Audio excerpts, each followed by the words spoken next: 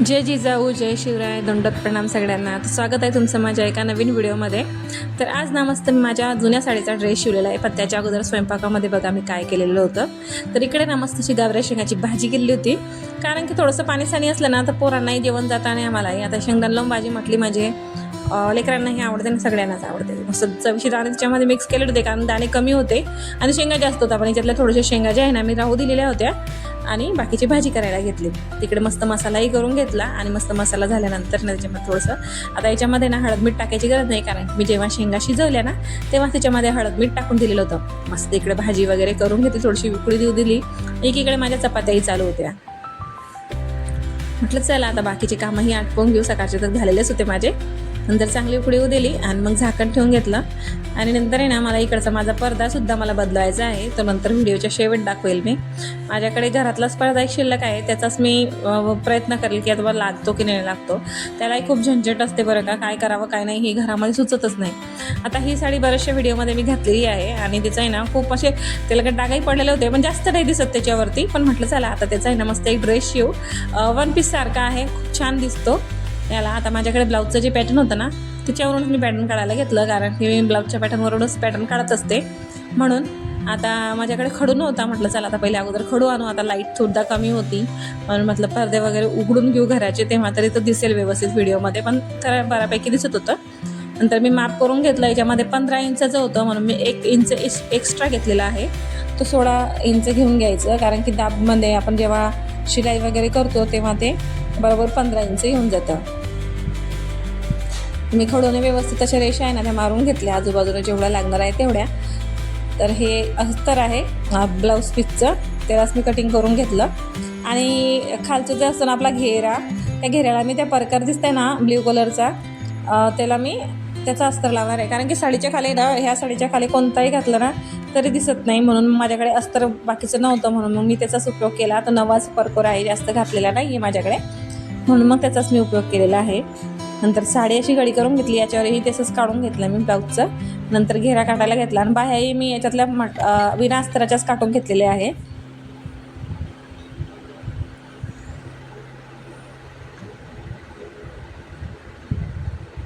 आता ही साडी एवढी सटकते ना की त्याच्यावरती पेपर ठेवला तर तेही नुसती घडी इकडे तिकडे होती. खूप झंझट आलं मला.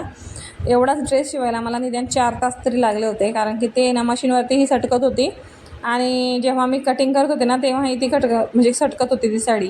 म्हणून म्हटलं व्यवस्थित आला पाहिजे. पण ठीक आहे, बऱ्यापैकी खूप छान आलेला ड्रेस. अगोदर कटिंग करून घेतलं.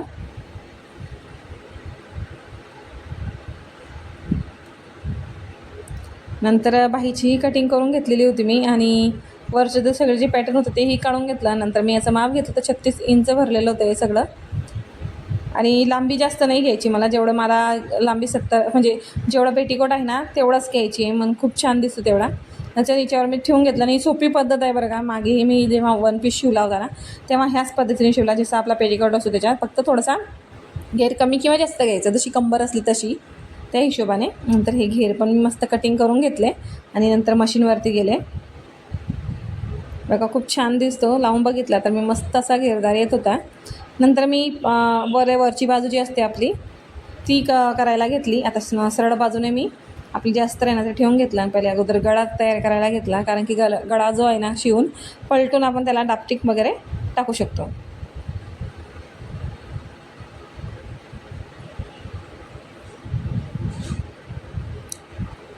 मशीनवरती ही शिलाई इतकी सटकत होती ना, म्हणजे जेव्हा मी शिवायला गेले तेव्हा तेव्हा मी टाचपिना वगैरे लावून घेतलेल्या होत्या, त्याही तिच्यामध्ये राहत नव्हत्या, इतकी ती सटकती साडी आहे.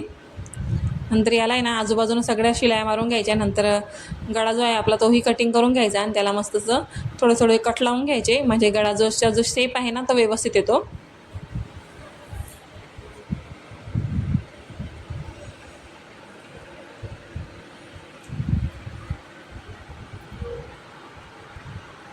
नंतर व्यवस्थित सरळ करून घ्यायचं आणि कानेकोपरे जे असतात ना ते व्यवस्थित काढून घ्यायचे. आणि याला पण थोडंसं हे करून गळ्याला दापटिप वगैरे जे आहे ना पायपिंगसारखं ते करून घ्यायचं. नंतर ही पुढची बाजू आहे, मागची बाजू मी अगोदर करून घेतलेली.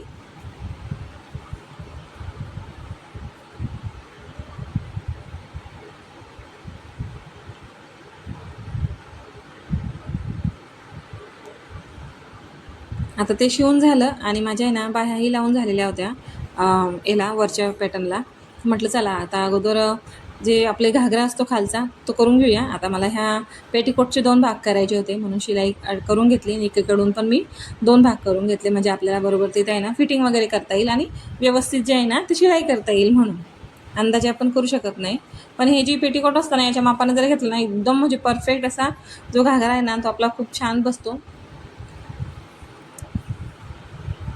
आता याला आहे ना पटकन अशी मी जसं जसं आहे तेवढं शिलाई करून घेतली आणि एक्स्ट्राचे जे होतं ना ते मी नंतर कटिंग करून घेणार आहे.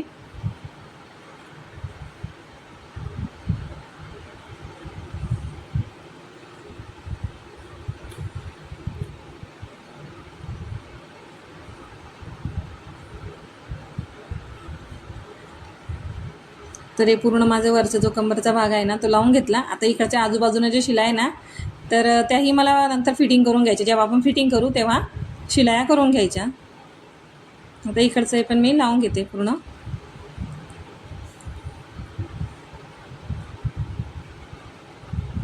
आता कंबरच्या भागाला जो आहे ना तिथं आपल्याला थोडंसं फिटिंग करून घ्यायची, नंतर थोडी जागा जी आहे ना ती राहू द्यायची, म्हणजे जेव्हा आपण खालचं जे घेर असतो तो लावून दिला ना त्याच्यानंतर फिटिंग व्यवस्थित करता येते. थोडीशी जागा मी ओपन ठेवली आहे याला.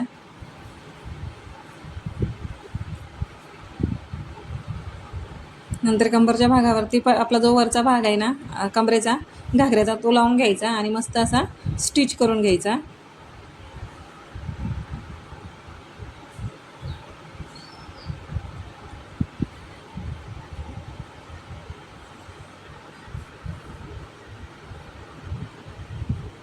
तर व्हिडिओ थोडेसे आवडत असतील ना आपले तर व्हिडिओला लाईक करत चला, प्लीज सबस्क्राईब करा आणि कमेंट करायलाही विसरू नका.